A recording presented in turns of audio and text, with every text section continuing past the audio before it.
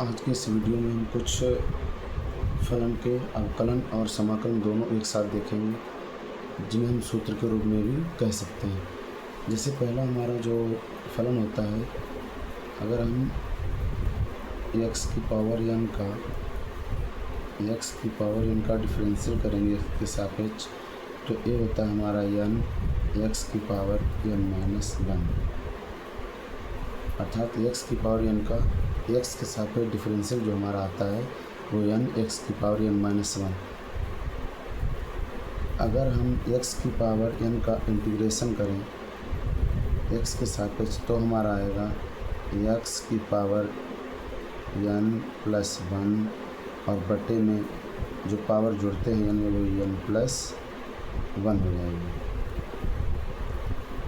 अर्थात x की power n है तो x की पावर n+1 यानी पावर में एक जुड़ जाएगा, और उसके बाद बटे में जो रहेगा वो भी जो पावर होगा उसमें भी एक जुड़ जाएगा।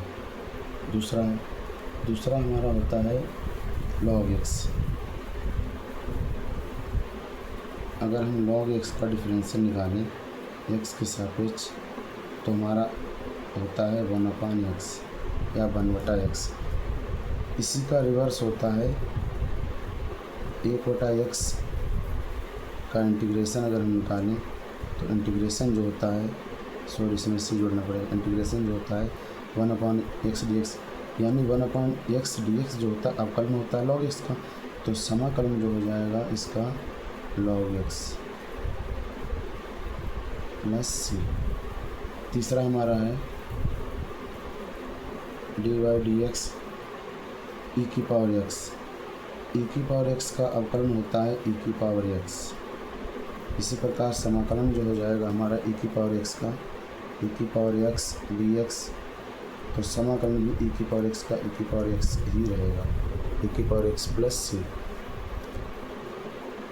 अगला हमारा है dy/dx ए की पावर x। अगर हम ए की पावर x का अवकलन देखें तो ए की पावर x का जो अवकलन होता है ए की पावर x और बटे में रहेगा log a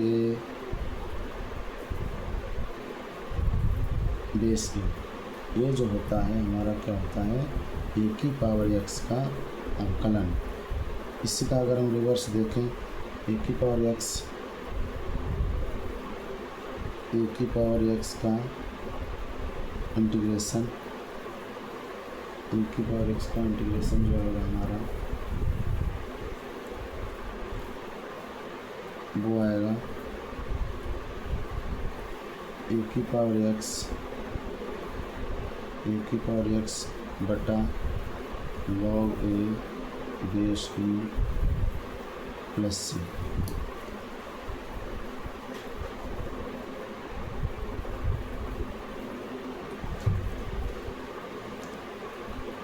अर्थात log x बटा log a आधा e या log a बेस e भी कह सकते हैं। इसके बाद इस फलन के अलावा भी अगर हम देखें त्रिकोणमितीय फलन के अवकलन और समाकलन। त्रिकोणमितीय फलन के अवकलन और समाकलन होंगे। पहला हमारा होता है जो त्रिकोणमितीय फलन होता है हमारा वो क्या होता है sin x। अगर हम sin x का अवकलन करें तो वो हमारा होता है cos x, और यदि cos x का हम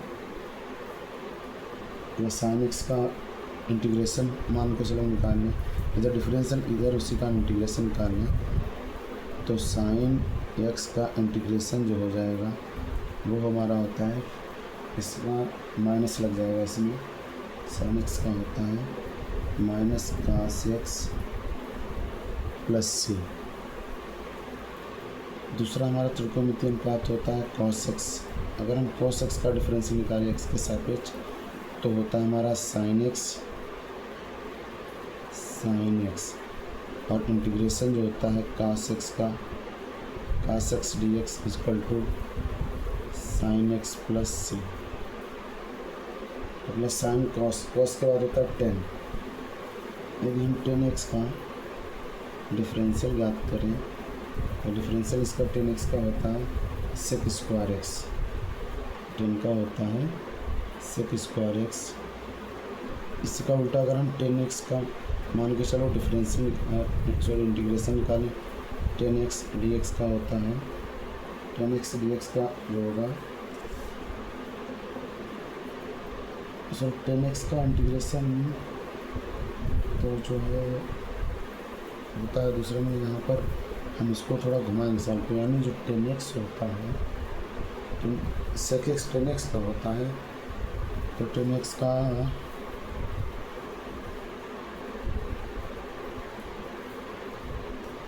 का समाकलन जो होता है वो log sec x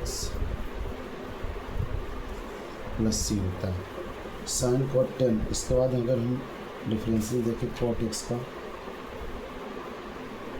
sign cot 10 cot, differential देखें cot x का, तो cot x का डिफरेंशियल जो हमारा होता है वो होता है minus cosec square x, cot x का होता है माइनस cosec स्क्वायर x,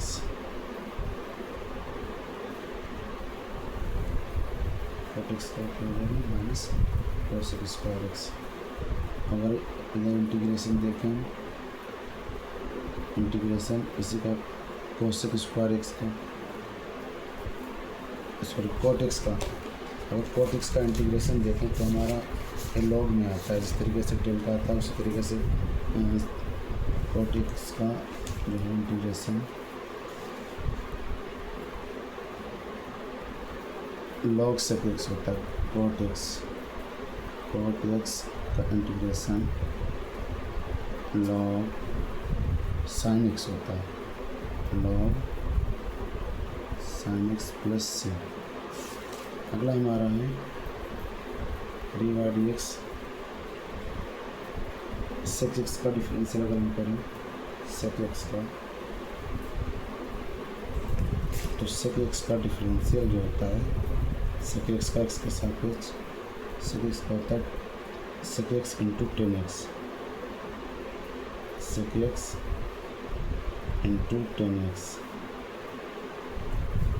और इंटीग्रेशन जो होता है sec x का, इसका इंटीग्रेशन हम निकालेंगे sec x into 10x, sec x into 10x dx जो इंटीग्रेशन होता है वो हमारा होता है sec x प्लस c।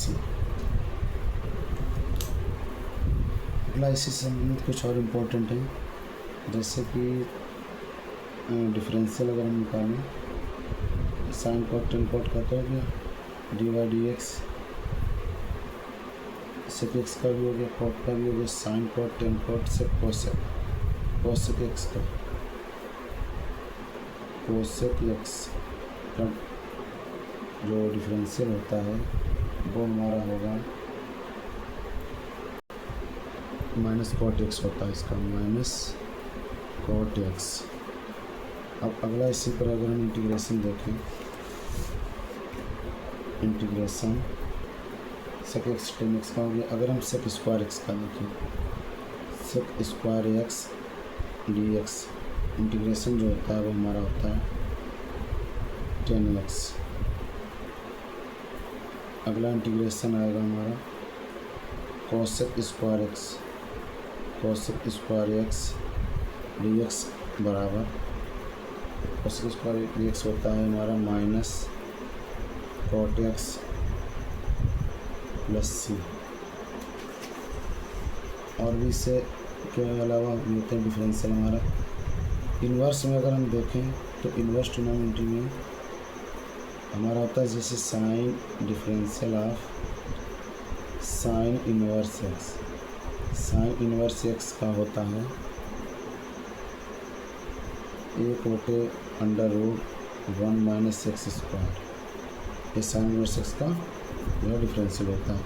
इसी का रिवर्स जो होता है एक होता under root 1 minus X square D X, तो ये आ जाएगा इसका हमारा साइन इनवर्स एक्स प्लस सी।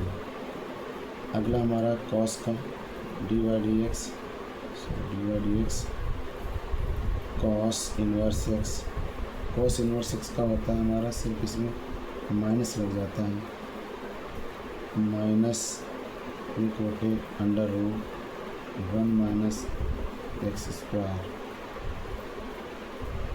इधर जो है इसका हो जाएगा -1/√1 माइनस एक्स स्क्वायर dx। अगर हम इंटीग्रेशन निकालें तो हो जाएगा इसका cos इनवर्स x प्लस सी।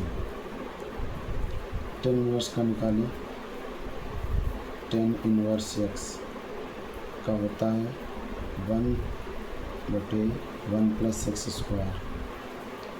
अगर इंटीग्रेशन देखें हम यहाँ से 1/1 प्लस एक्स स्क्वायर dx, तो ये हो जाएगा हमारे यहाँ से tan inverse x plus C. अगला है हमारा dx सेक इनवर्स x का, सेक इनवर्स x, तो इसका होता है हमारा (1/x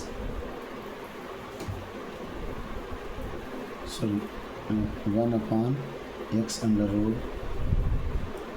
root X square minus X square minus ये हमारा सेक इनवर्स एक्स का होता है। इसी का अगर हम यहाँ से रिवर्स देखें 1/x under root X square minus 1, इसका dx इंटीग्रेशन जो हो जाएगा वो हमारा ये आएगा सेक इनवर्स x प्लस सी। तो इस प्रकार के कुछ फार्मूले हैं जिन्हें हम अवकलन और समाकलन दोनों को एक साथ देख सकते हैं। काफ़ी इम्पोर्टेंट है, ये हमारे यूज होंगे आगे जो भी क्वेश्चन हम लगवाएंगे। तो तब तक इनको हम देखते हैं। अगले वीडियो में आप लोगों को सीधे प्रश्नावली जो है हल कराएंगे उसको।